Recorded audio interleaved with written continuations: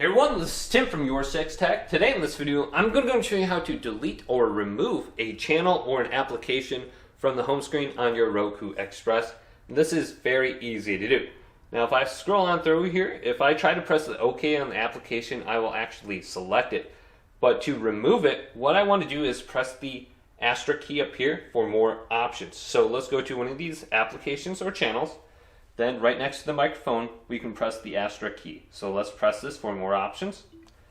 And it's going to load it, and this is the menu box that will pop up now. Now we want to go to remove channel.